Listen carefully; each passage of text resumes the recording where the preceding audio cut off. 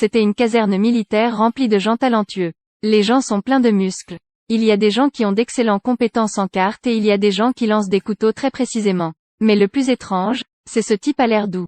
Pendant l'entraînement, chaque personne tenant une arme à feu, mais il a refusé de la tenir. Le sergent a demandé pourquoi il n'avait pas d'arme. Il a ensuite dit qu'il avait juré toute sa vie de ne jamais toucher à une arme à feu. Lorsque le sergent l'entendit, il crut plaisanter. En allant sur le champ de bataille sans armes, vous mourrez. Pourtant, ce soldat désarmé de la Seconde Guerre mondiale a écrit une légende. C'est une histoire vraie. Le rôle principal masculin s'appelle Dos. Dès son plus jeune âge, il grandit dans le patriarcat de son père. Enfin un jour il n'en pouvait plus. Il s'est emparé de l'arme et a failli battre son père à mort, mais l'a vite regretté. Depuis lors, il a juré de ne plus jamais toucher à une arme de sa vie. Seconde Guerre mondiale en 1941. Le moral de l'enrôlement était élevé et Dos a également décidé de rejoindre l'armée. Mais contrairement aux autres soldats, il est entré sur le champ de bataille pour soutenir tout le monde. Peu importe combien le sergent Howell l'a réprimandé, il a toujours refusé, alors il a été emmené chez ses supérieurs. Les soldats sans fusil ne servent à rien. Après avoir consulté un psychiatre, Dos n'a aucun problème mental, il ne peut donc pas utiliser cela comme excuse pour expulser Dos. Ses supérieurs ont trouvé un moyen pour que les soldats le menacent pour le forcer à partir.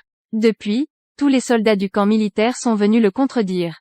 Même le sergent Howell retournait souvent son lit et l'utilisait comme excuse pour punir l'équipe. Ses coéquipiers ont utilisé son serment pour l'humilier et pouvaient librement le battre.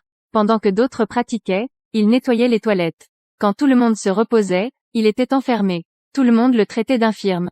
Cette nuit-là, dans l'obscurité, les soldats se sont rassemblés pour le battre sans merci. Il a été tellement battu que tout son corps était couvert de blessures. Même son coéquipier nommé Smithy n'en pouvait plus et lui a demandé pourquoi il n'y allait toujours pas.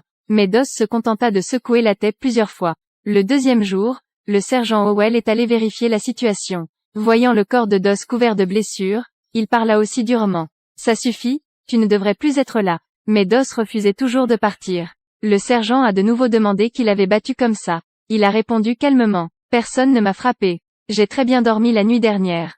Voyant sa tolérance et son esprit inflexible, le sergent a également commencé à le regarder sous un jour différent. Mais il ne pouvait vraiment pas garder ce soldat. Le colonel a décidé de le traduire devant le tribunal pour être jugé. Dos a donc été envoyé en prison, ce qui l'a rendu extrêmement malheureux.